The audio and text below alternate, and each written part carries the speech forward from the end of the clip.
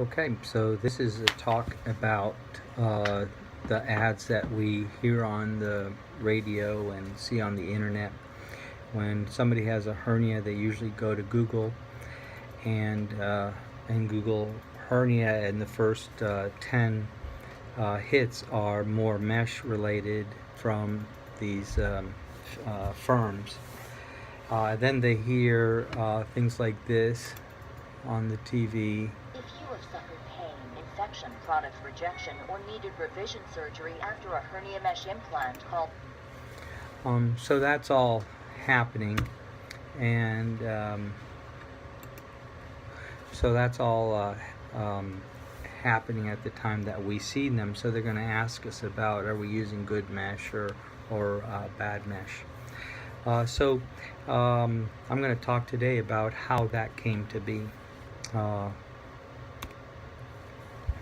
And what is then the facts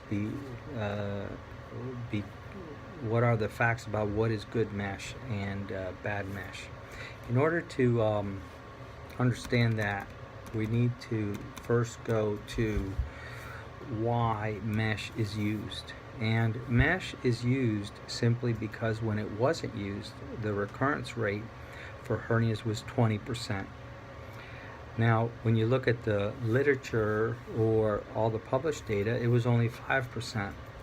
But Medicare came out with a code for recurrent hernias, and it turned out that 20% of all the hernias fixed in the United States were recurrent hernias. So no matter whose results, 20% of all the hernias fixed were recurrent. So that was the recurrence rate. So the first theory about that was that there was too much tension. And the theory was that if you just, instead of pulling it together, just put a patch of material there, that would reduce the hernia coming back. The problem is, when you just put a patch there, it necessarily had to be heavy because it took up the strength of the surrounding muscle. So therefore the first meshes were heavy and thick. And then that's the problem. And that's where the problem developed, is that initially the mesh was too heavy and thick. So you're implanting a foreign material. That foreign material is, so therefore the more foreign material, the more reactions people are going to have statistically across the nation. Second, it just doesn't make good sense to put something heavy and thick in a stretchy place, especially the groin where there's a lot of movement. So it turned out, just think of it like a steel plate. If you put a steel plate in your groin, you're going to feel that every time you sit down, stand up. So for that reason, it doesn't work. And then finally, more foreign material means more places for bacteria to hide. You know, thick, heavy stuff had all these little nooks and crannies that bacteria could hide and stay away from the white blood cells. So that's why that mesh was was then associated with a high chronic pain rate. So the recurrence rate went down to 1%, but now then there was an era where we dealt with chronic pain and infection. And another thing that happened is this mesh was invented for the inguinal hernia, the groin hernia, but it was used then in the abdominal area. So it was placed in another place, the abdomen, where it came into contact with the bowel and the air, a little closer to the skin, and therefore that was a problem, and there was an infection rate and all that. So then that's where the first recall came, is around the year 2000. We started doing laparoscopic incisional hernias and then open incisional hernias, and these meshes were invented called these. So Kugel mesh was a mesh that was invented for the groin. The Bard company took that and started to use it in the abdomen. So it created these large meshes. The Kugel component was, there was a ring around the edge of it, so you could put it inside and then it would spring open. And that worked in the groin, but when you used it in a very large thing like an 8 by 10 or 7 by 9 inch mesh, that was a problem because in 3 cases out of 16,000, the ring broke. And then that ring poked into the bowel in 1 or 2, I can't remember. So then those cases where that adverse action happened then prompted the recall. And then that recall then prompted the lawyers to become involved. And then that case grew and grew. And then let me see. So then they recalled a lot of those meshes. And then they finally settled with about 40 some law firms for $184 million.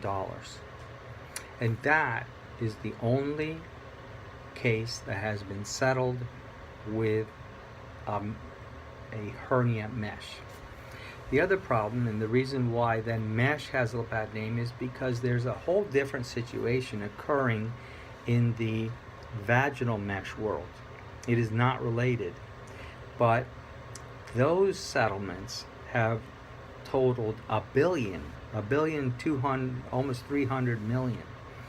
And so then the law firms are kind of confusing the issue, calling everything mesh, but that vaginal mesh doesn't have, it's mesh, yes, but not directly related to the hernia mesh settlements. But there's other things going on in the legal world, and basically every lawsuits have been initiated against every single mesh, the ones that we consider good and bad.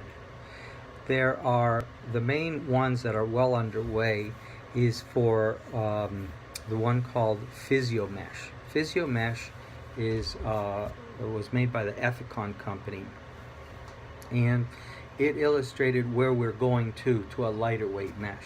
But PhysioMesh was a little bit too light and had some mesh failure where the hernia would come back in the mesh because the mesh tore. So they voluntarily recalled their mesh, and then got lawsuits initiated against them. One more. So right now, currently, they have 500 claims against them, and they're part of a multi-district litigation thing, which is kind of like a class action. The other one that's interesting that will also probably end up with a settlement is Atrium Secure. Secure is a mesh that was coated with a fish oil. It was coated with a fish oil to prevent the bowel from adhering to it. But their problem was mainly in the processing. Imagine processing a plant full of fish oil. So they had some just problems with that. I don't know if it was infectious or not. But the FDA, that was interesting, and the FDA sued Atrium. Well, it tried to get Atrium to stop their processing or change it. They wouldn't end up suing them. So then those are well underway. So those are the main lawsuits that will be undergoing. The main thing from this is that we don't use mesh anymore. We use what the latest is, what we use. To kind of continue on with the history is there was heavyweight mesh due to a faulty theory of relieving the tension and putting the mesh right in the hole. The initial solution wasn't correct. The initial solution was to use this biologic material that was still put in the middle of the mesh, but in the middle of the defect, but it resisted infection. The problem was that when you put that in, eventually that material would dissolve or go away and the hernias would come back. And that was added to then the problem in that we had first the problem with all these meshes getting infected and we'd have to pull them out, and then we put in the biologic mesh, and then a year later the poor patient would get their hernia back. But now we know and understand the physiology a little bit better. So what we do now is use very lightweight meshes with big pores in it. So number one, bacteria have no place to hide, and number two, allowing the body's cells to grow into that. So the new philosophy would be more like rebar, and then the patient's collagen is the concrete going in there, and the cells can then grow in and around this mesh, and then it would be then integrated well into the muscle, adding the strength that was lacking. And so that's where we are. In addition to adding strength that was lacking, macroporous mesh is also very flexible and twisty. So once it's integrated, it adds the strength there, and then you can continue having the flexibility you need.